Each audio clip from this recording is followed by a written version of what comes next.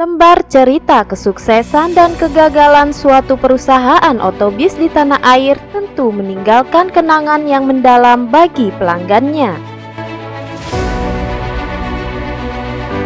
Ini yang terjadi pada PO Jaya Bakti Super asal Semarang. Eksistensinya pada saat itu, PO Jaya Bakti Super malah tumbang saat berkembang. Di balik namanya yang masih melekat, bis tersebut pada saat itu cukup populer di Muria Raya baik wilayah Plat K maupun di wilayah Plat H menuju Jakarta dan sekitarnya.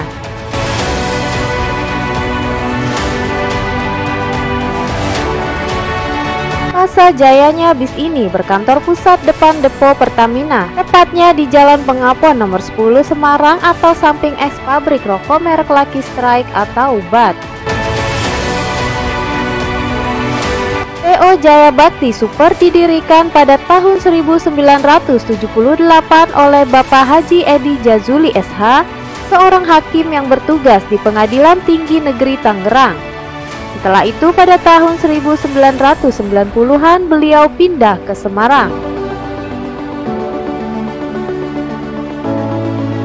Selain usaha otobus, pendiri JBS tersebut juga mengelola SPBU di Tangerang, Semarang, serta Pati. Memiliki hotel Melati di Pati, perdagangan gudang sembako, bahkan memiliki pabrik es.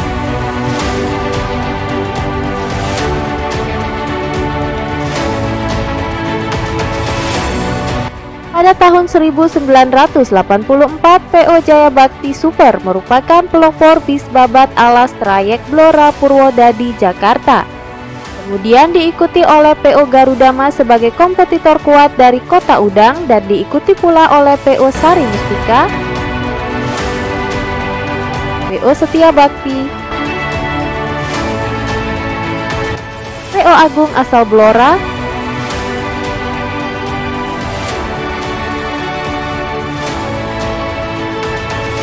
Sidorukun, bahkan tahun 1995-an PO Rosalia Indah pernah masuk jalur Purwodadi via Sragen.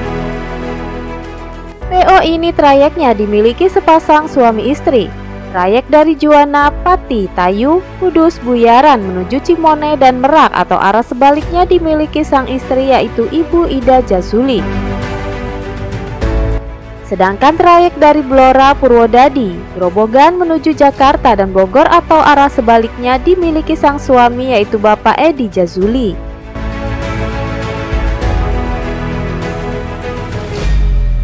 Semua armada balap Jaya Bakti Super memakai sasis Hino dan 99% memakai bodi dari Laksana. Hanya satu unit karoseri internasional Bogor dan satu unit kapsul RK dari karoseri ABC Magelang. Bis ini mempunyai dua kelas layanan saja dengan konfigurasi kursi 2-3, yaitu kelas ekonomi dan non-ekonomi AC.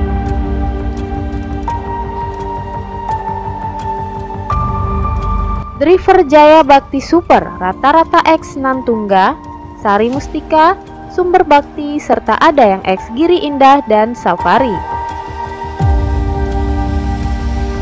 Pengemudi di JBS semuanya driver ankle.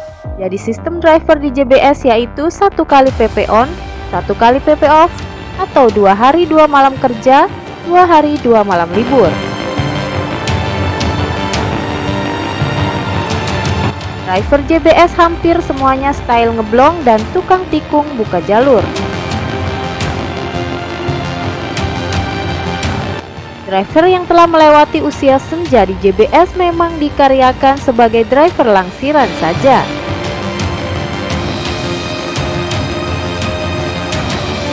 Pada masa kejayaannya di tahun 1994, JBS sempat mempunyai 6 armada AC dan 19 armada ekonomi. Pada tahun 1994 sampai 1995, JBS mulai menggeliat dengan pembelian armada baru dan peremajaan bodi armada lawasnya.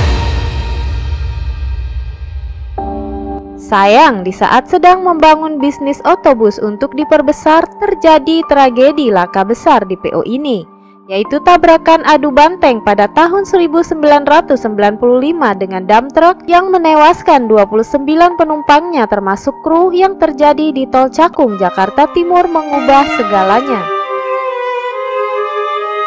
Kronologi kejadian tabrakan bis JBS dengan dump truck pada tahun 95. Ketika itu bis semi kapsul JBS buatan Laksana berisikan 52 penumpang yang dikemudikan oleh driver muda berumur 28 tahun. Driver tersebut baru 3 bulan bergabung di JBS.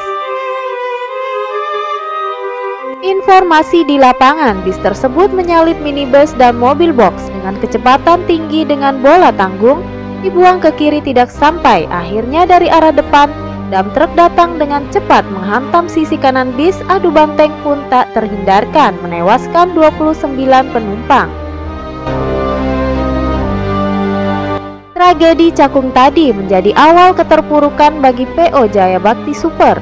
Belum siuman dari tragedi kecelakaan, ditambah hantaman krisis moneter di tahun 97-98 yang mengakibatkan spare part dan biaya operasional melonjak hingga 300%. Membuat JBS banyak mengandangkan bisnya karena tidak sanggup membeli spare part dan biaya operasional yang sangat tinggi.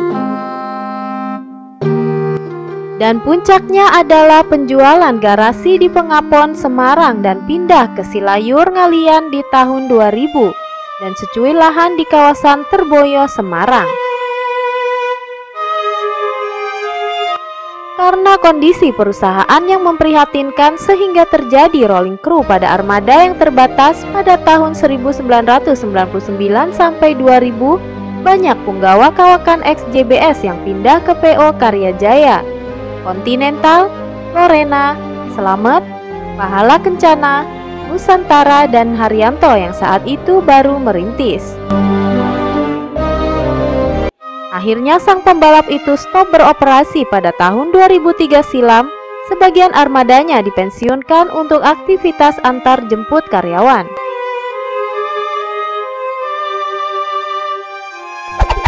Bagaimana hubungan PO Jaya Bakti Super, PO Jaya Bakti, dan PO Bayu Megah?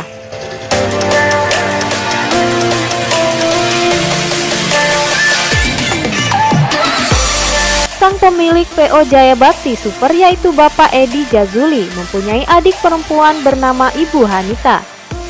Ibu Hanita ini memiliki bis bernama PO Jaya Bakti.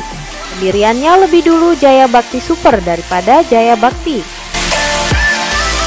Jaya Bakti beda manajemen dan kepemilikannya pun tersendiri yang melayani trayek Muryaan menuju Jakarta. PO Jaya Bakti akhirnya bereinkarnasi menjadi PO Bayu Megah yang dikelola putra Ibu Hanita bernama Bayu. Seiring waktu akhirnya PO Bayu Megah diakuisisi oleh Hiba Group. Pengganti Bayu Megah sekarang memakai bis laju prima untuk mengisi trayek Purwodadi, Blora, Cepu. Jadi kesimpulannya PO Jaya Bakti Super bukan diteruskan oleh PO Bayu Megah. Cikal bakal PO Bayu Megah yaitu dari PO Jaya Bakti Super dan Bayu Megah hanya ada hubungan saudara saja.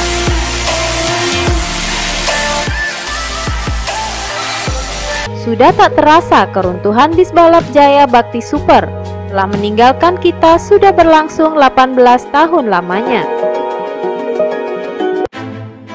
Semoga di kemudian hari tidak ada lagi tragedi mengerikan menimpa perbisan tanah air. Jaga kesehatan, utamakan keselamatan di jalan. Sampai jumpa di video berikutnya.